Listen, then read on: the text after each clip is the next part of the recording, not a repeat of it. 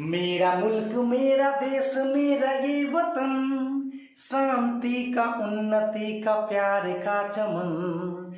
मेरा मुल्क मेरा देश मेरा ये वतन, शांति का उन्नति का प्यार का चमन। जिसके वास्ते निसार है मेरा तन मेरा मन। Thank you.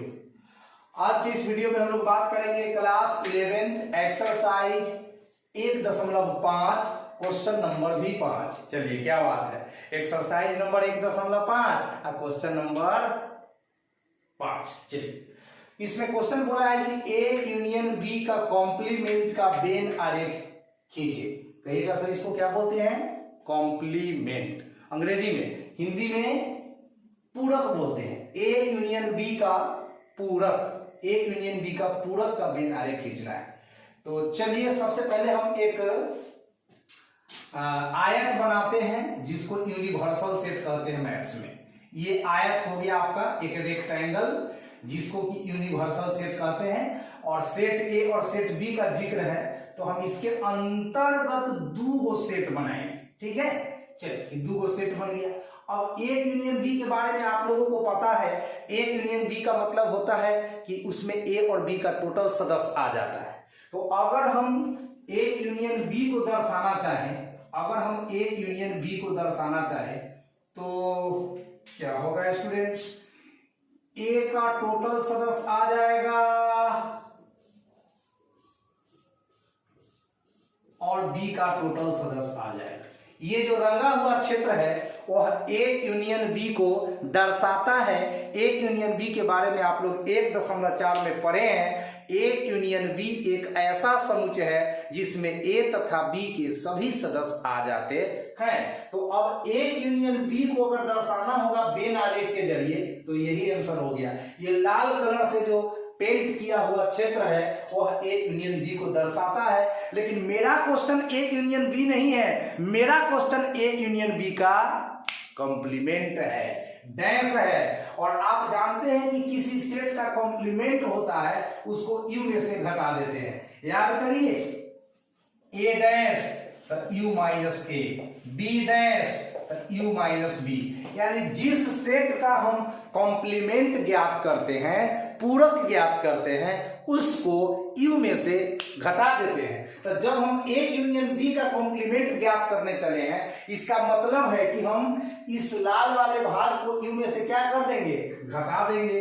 तो अब आइए, ये आंसर नहीं है, ये आपको समझने के लिए बना दिया गया है। ठीक है जी हाँ, बिल्कुल।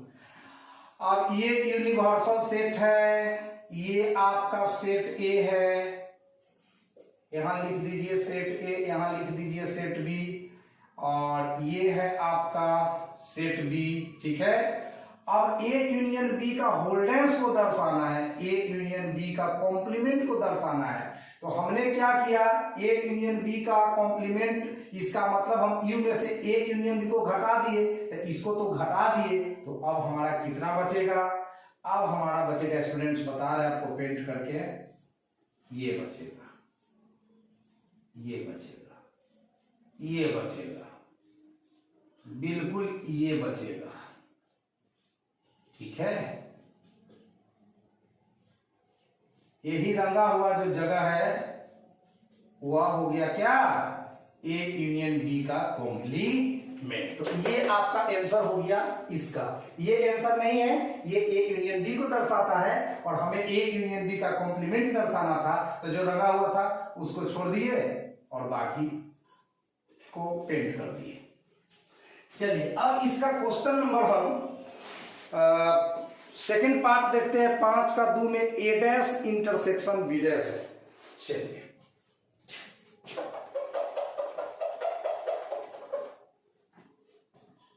इसका सेकंड पार्ट है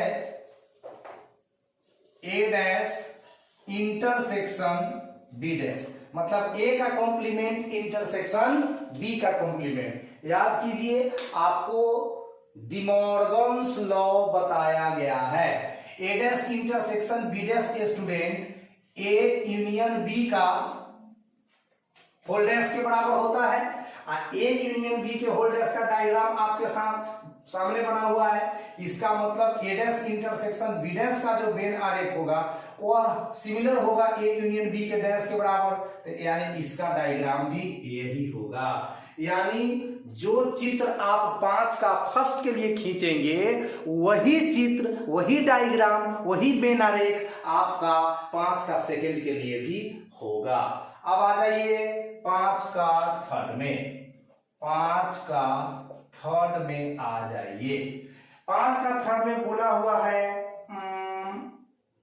ए इंटरसेक्शन बी का कॉम्प्लीमेंट, ए इंटरसेक्शन बी का कॉम्प्लीमेंट। चलिए तो इसका सॉल्यूशन दिखाता हूं मैं आप लोगों को।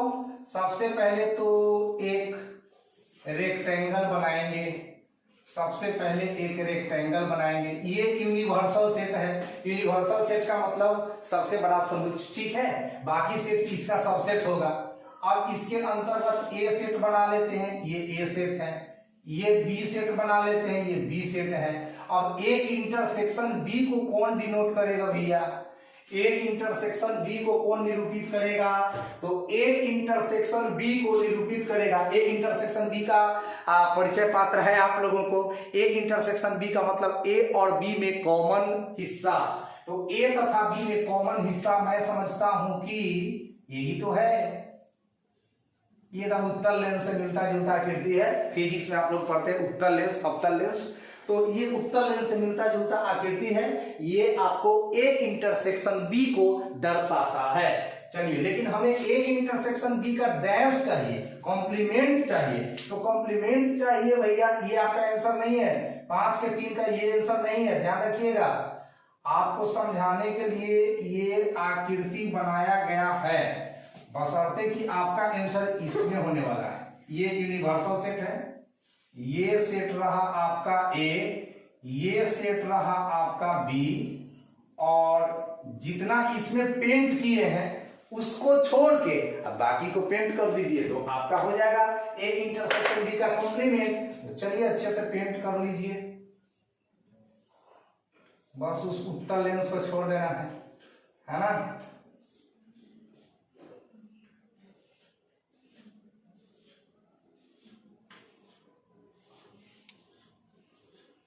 तो ये रहा आपका सॉल्यूशन,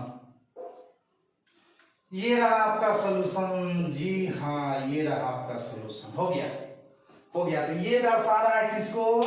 ये रंगा हुआ चीज दर्शा रहा है आपको ए इंटरसेक्शन बी का कॉम्प्लीमेंट को। किसको दर्शा रहा है? कॉम्प्लीमेंट को।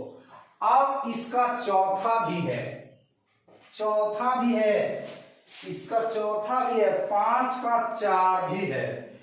5 का 4 में है A dash union B dash. जी हाँ, तो A dash union B dash De Morgan's law से आप जानते हैं कि ए इंटरसेक्शन बी का होल डैश होता है।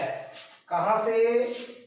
डी मॉर्गन का नियम, डी मॉर्गन का नियम से, डी मॉर्गन साहब के नियम से जानते हैं हम लोग कि ए डैश यूनियन बी डैश ये हो जाता है ए इंटरसेक्शन बी का होल डैश। इसका मतलब हम यही कहना चाहते हैं कि जो डायग्राम ए इंटरसेक्शन बी के होल डैश का हुआ, ये वही डायग्राम आपका ए डैश यूनियन बी डैश का होगा, यानी इसका डायग्राम भी आपका यही होगा। तो इस तरह से मैं उम्मीद करता हूं कि आपको 5 नंबर क्वेश्चन समझ आ गया होगा। तो आप अपना प्यार यूं ही लुटाते रहे इंटेलिजेंट मैथमेटिक्स क्लासेस के ऊपर, और मैं अपना मेहनत आप तक पहुंचा रहा हूं, इजी से इजी वे में मैथ्स सॉल्व कर रहा हूं। तो पढ़ते रहिए maths. Thank you so much.